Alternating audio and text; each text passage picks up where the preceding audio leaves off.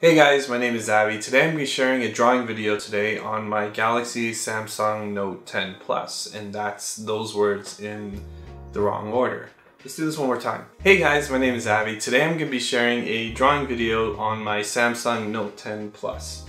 Now, up until now, I've been doing drawing videos with Corel Mobile Painter, or Corel Painter Mobile. For this video, I've switched over to Artflow. Artflow is a really robust drawing program. It's got a lot more features and functionality to it that Corel Painter just doesn't have. So I figured I'd take a crack at it and see what I can come up with. Hope you guys enjoy. So this is actually super rare for me. Normally when I'm doing the sketching phase, I usually go through a lot of different poses, a lot of different compositions before I settle on something to refine the sketch or move on to inks. In this case, I was able to actually do it the first time around, pretty much, which never happens for me. Which is kind of unfortunate for this video. It would have been nicer to show you guys all the iterations I typically go through before landing on a final composition. So once I've roughed up the sketch like I just did, I'll go in and start adding more details. Typically when I'm drawing figures, I try not to start with the head. I'll try to get the torso and the legs and the arms down first before doing the head, but then when I'm detailing, I'll always start with the head, try to get the attitude and the emotion of the pose down first, and let that trickle throughout the rest of the rendering of the drawing.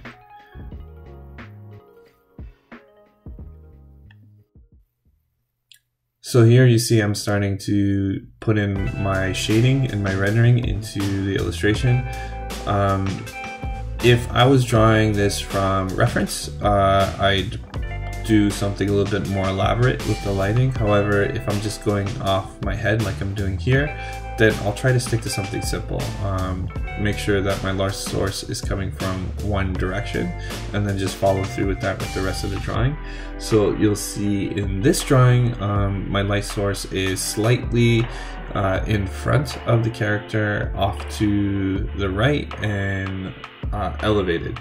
This is a simple light source. You can see it all the time in comic book lighting.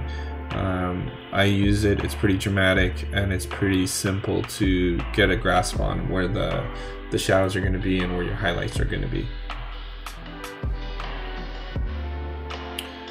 So with this character in the foreground, I wanted to add some context to the pose with Batwoman here.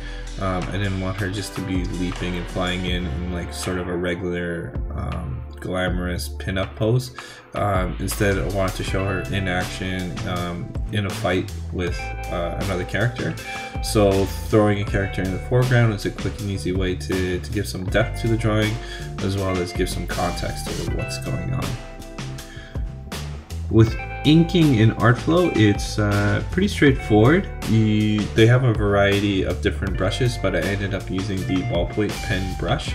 I thought it gave the best look while also being thin enough to get some detailing. Some of the other brushes don't scale down small enough, so you can't really get sort of that cross hatching or fine detailed look to it. The ballpoint pen is capable of doing that, so that's what I stuck with for the most part of this illustration. When I needed to do some big flat areas of black, there was the felt pen brush that I would use, but for the most part I stuck with the ballpoint.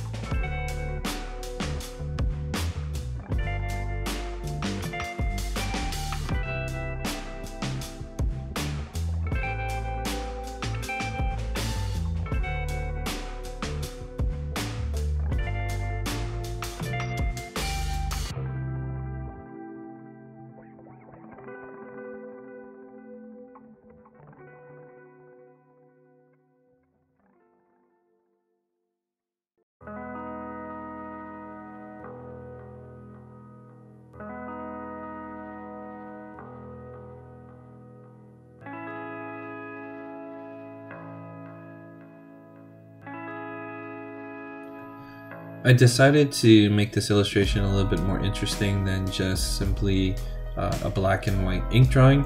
I didn't want to do full colors on this, just simply I didn't have enough time to do that. So I flatted out some areas of red, and then on top of those areas I used a slightly darker red shade or hue, and then started doing what I would normally do with black inks, start rendering out the hair shapes as well as the cape shapes, but instead of using black ink I would use the slightly darker red color, and it had a nice effect to it. I've done this a few times in other illustrations and always had like a really cool effect, especially when you're contrasting against large areas of flat rendering.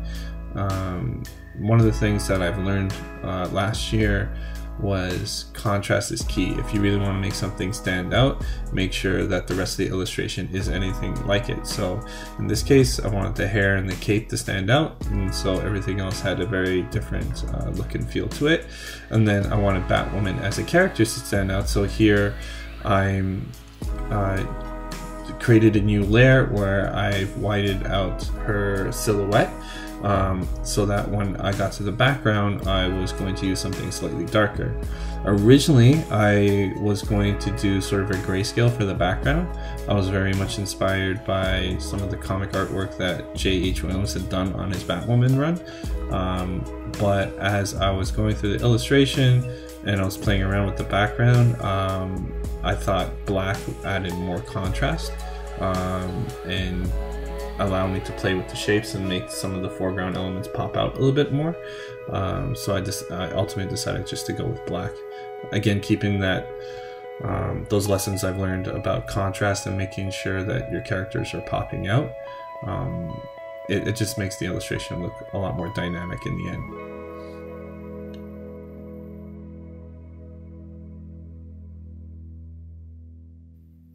When it came to this foreground character, I decided not to do the inks like outlining the character, since I knew I was using a black background. Instead what I did was I created a new layer and started just drawing the highlights in white.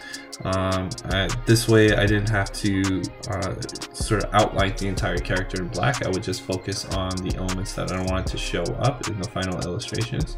So you can see here I used the ink brush, I just changed my color to white, did all of my cross hatching, did all of the solid white highlight area.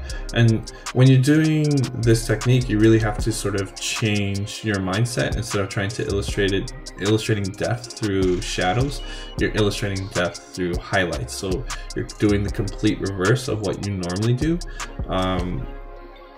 A really good way of learning how to do this is getting some black construction paper, taking out your pencil crayons and starting to illustrate from black.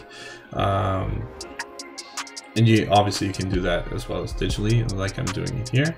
And then I pulled out my inking brush again, switched to black, and then started going over my elements, trying to refine those cross-hatching shapes, trying to refine some details on this character, just so it pops out a little bit more, looks a little bit more polished. And here's the final illustration. And that was drawing on Artflow. Overall, I really enjoyed it. It had a lot more features and functionalities than Corel Paint or Mobile does. I can do things like mess with the brushes, have more options on the layers, as well as just a lot more manipulation tools. Unfortunately, it doesn't have a magic wand select or rectangular select, which I think would help a lot when it comes to like resizing things or repositioning elements in your drawing. Other than that one key feature, I love everything about the program. So I would highly recommend shelling out the extra dollars that it takes to purchase the app, because it's well worth it. Plus, as a bonus, it's not a subscription software, which is super rare in 2020. So I highly recommend it. I'll be posting a deeper tutorial on Artflow, how the different tools works and how I use the platform. If you have any questions or comments of your own about Artflow, please feel free to drop it in the comment section below. Feel free to subscribe and like this video. And as always, stay out of trouble, and I'll see you guys next time.